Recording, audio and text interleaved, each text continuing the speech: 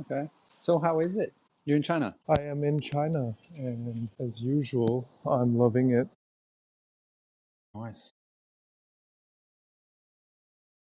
I think coffee is a big part of it for me. And so when I first came here many years ago, there was no coffee, nothing good anyway, and smoggy skies. So that's why it was always a bit of a no-no for me. But now I get a really good Arabica espresso for $1 Singapore. It's two Singapore dollars, but if you bring your own cup, they take 5 RMB off. So it's $1 Singapore. So the cup is so expensive. I think they're just trying to get people to, save paper, save the environment. Mm-hmm. But it's such a big difference that everyone brings their own cup. Yeah. Mm. So what sort of coffee beans are you getting there? I don't know, because I'm just buying it from the shop, right? Mm. So because I'm buying it from where the would they be shop, getting? Is it like local Chinese Yunnan beans, or is it beans from Africa, Colombia? From what I've noticed, I think they're getting it from Africa for the mass market, and the Yunnan stuff is when you go to the more specialty coffee shops where they hand grind it for you, pour it over for you, and you're paying way more than $1. You're paying like maybe, okay, right now my espresso is like 80 cents, 60 cents, 70 cents euro. But if I was to pay €4 for a coffee, then I get the Yunnan beans.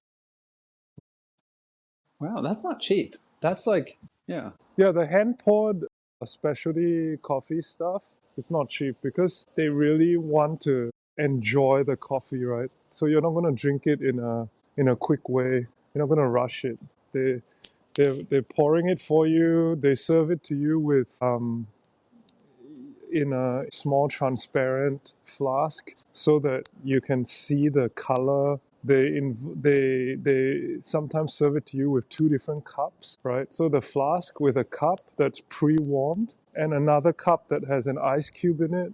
And then they invite you to pour half the flask in one and then after that into the cold one, just so that you can taste the difference, right? The same bean, same pour, but because of the temperature, it will give you a very different taste.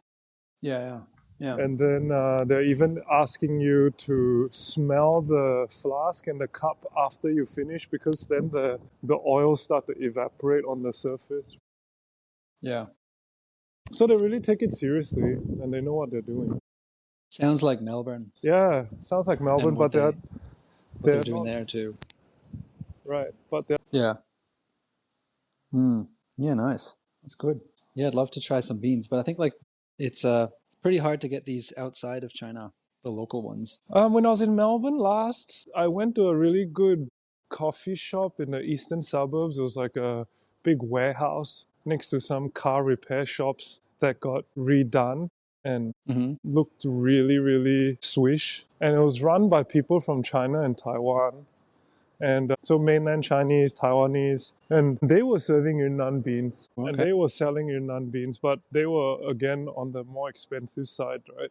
So you got the Colombian, the Ethiopian, and then you got, Yunnan on the top of the stack. So it's crazy. I'm going to see if I've got this.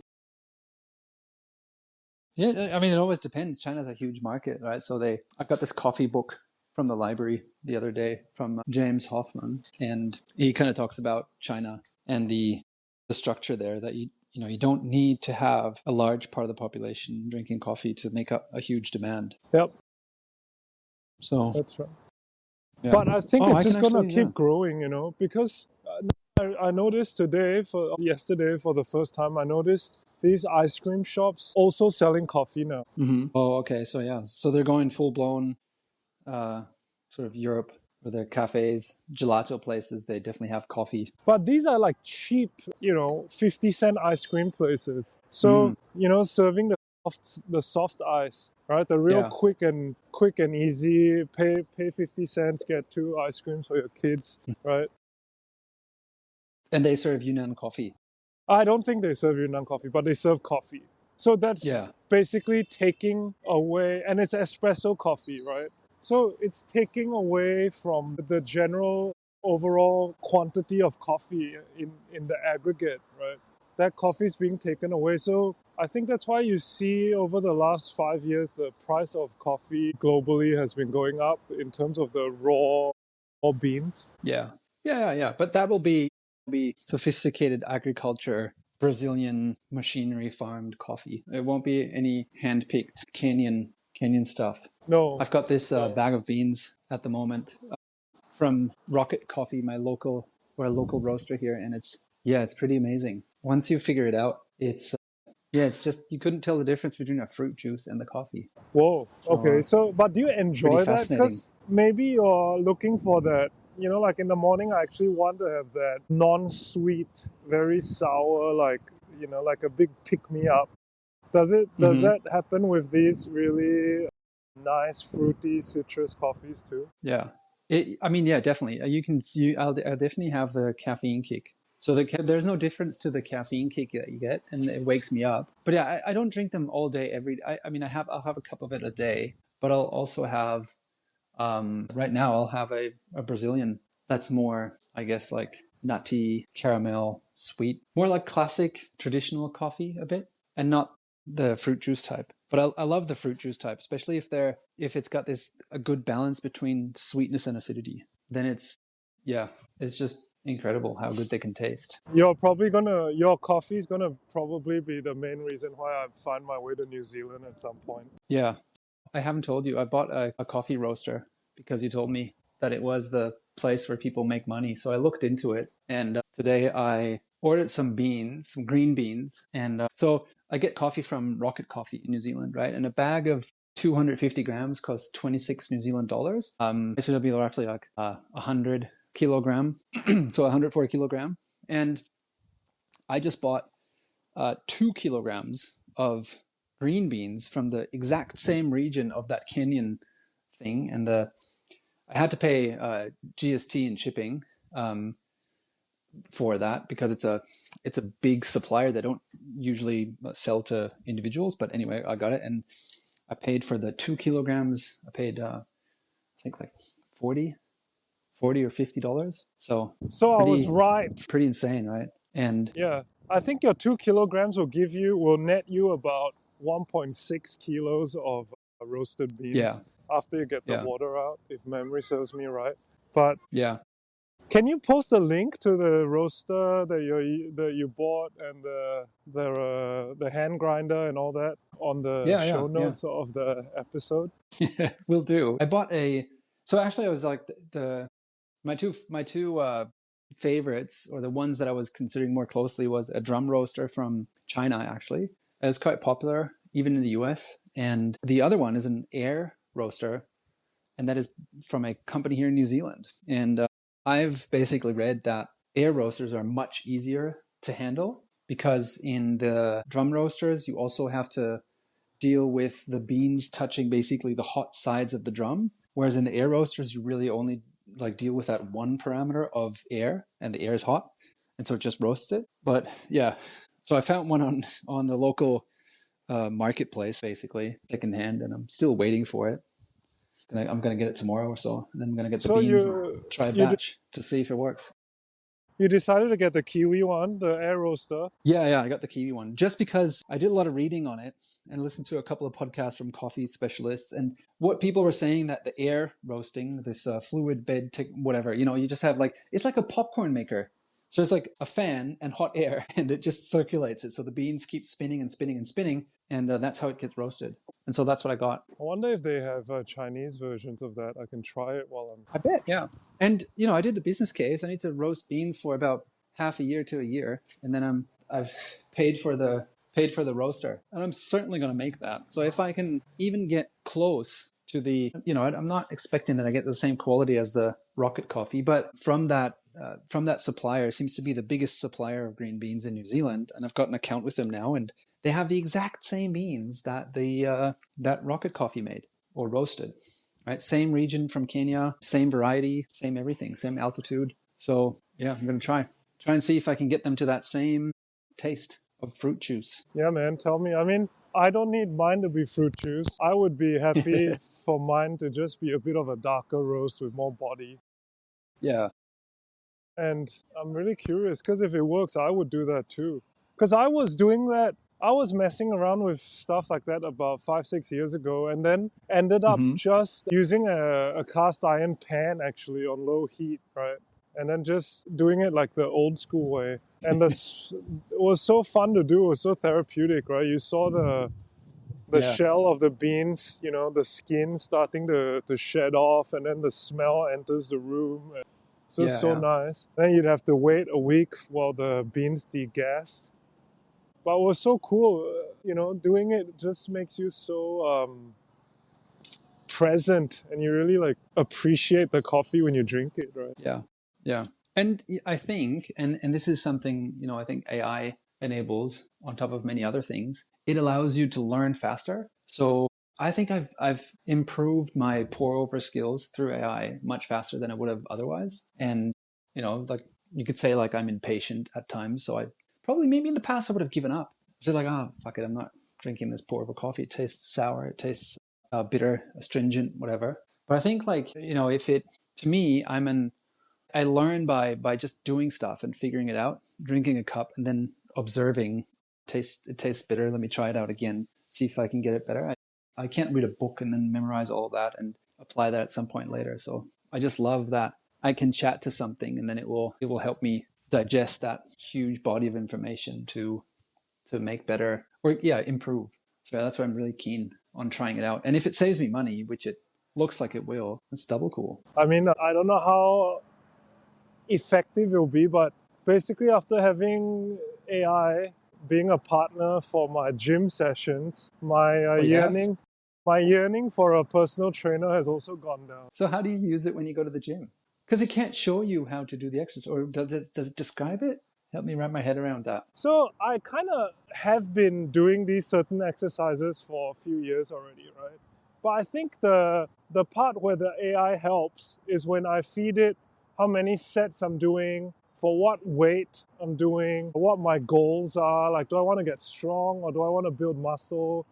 Right? How I should be eating, stuff like that. And then, on a weekly basis, whenever I finish my exercise, I upload the number of sets I did, what exercises I did, how heavy the sets were, right? Mm, And then it basically just shares and tells me, hey, for your age, maybe try and lighten up on the weights, go do more reps, or the opposite, right?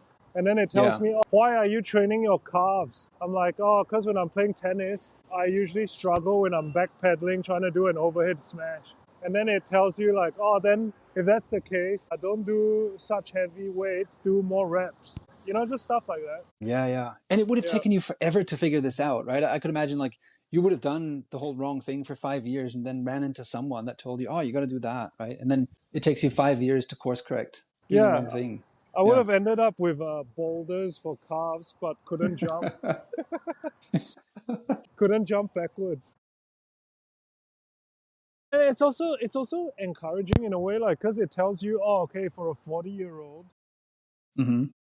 you are actually doing pretty well in these exercises. You're way above average, but for other exercises, you're just average, right? So it also tells you your relative strength, not only to the average in the population, but also comparatively towards your own different muscle groups. Okay. Yeah. Have you and then Don't how you run, don't track run. it? You just manually write down Don't run, your, don't run. How do I track it? I have an app called Strong. And with Strong, every time I do the exercises, I just put it in. And then it helps remind me, what I did last time, and helps remind me the weights I did, the reps I did, etc. mm-hmm. And then I can just then upload that. It's almost like a spreadsheet. I just upload that to AI. Oh yeah, okay. That makes sense. Yeah. Yeah, so it's super, super fun. And it's encouraging, right? Because, like Yeah. I said, it feels like you said, it feels like there's somebody you can talk through stuff with, Yeah, yeah, yeah, yeah. like a coach almost. Yeah, I mean, it's a whole different access to information that has been enabled now. It's much better at like spotting these things, these unknown unknowns, which before you would have to talk to people, read vast amount of books to find out about these things that you don't know. And here Yeah. You can just tell it stuff and it will notice that. Yeah. So I'm really enjoying it. Super cool. All right, hey Flo. I'm walking around Suzhou at the moment, and I got the two kids with me, and I think they need my help. So we'll have to do another episode at some point. Yeah. Let's do it. Yeah, just quickly for people to know, every entrance to a supermarket or a mall is basically blocked off for anything with wheels because they want to stop all these delivery drivers from driving straight into the entrance of the mall, right? So there are hundreds of these electro scooters, and they basically block the whole building off because they really don't want people to drive in. So now that I've got Johan in a pram, I basically can't take him anywhere. You can't get into the buildings. Yeah, unless I take him out of the pram, and if he's having a nap, there's no chance. Okay, but how do the locals do it? They don't take their kids out with a pram for a nap, or they basically unload the child before, and then fold up the pram and then put the child back in again. Okay, tell me what they know about napping that we don't know. Because I'm going to have my third one soon, and I had to walk outside many, many hours to get kids to sleep. I am sure I've walked 1,000 kilometers in my life with kids taking naps. I'm not joking. I'm 100% sure. Yeah. And an hour a day times, And you're going to have a third one, so you'll be 1,500 Ks. Yeah, I'm pretty sure. I think so if you find out how the Chinese do it, I'd love to find out too. I think they bring a grandma everywhere they go, and then the grandma puts the kids to bed. How does the grandma do it? Yeah, they just put them to bed in the home. They don't walk the kids outside. They think it's unhealthy. To walk them outside, okay. Yeah, they think it's not good for the kids to have the cold air and, exposed to all the pollution and whatnot and the noise. Yeah, makes sense. Yeah. I guess it's different when you're walking around New Zealand. Yeah. I mean, there's noise, but pollution probably not so much. A little bit maybe. Yeah. And I guess hearing the waves is nicer than hearing people honking and whatnot. Yeah, I haven't seen a white noise device that has honking on it, but I've seen one that has waves on it. If that makes sense. All right. Ben Flo, I'll catch you next time, okay? I need to go help lift the pram. Good. All right. All right. Catch you later. See you later. See ya. Bye. Bye.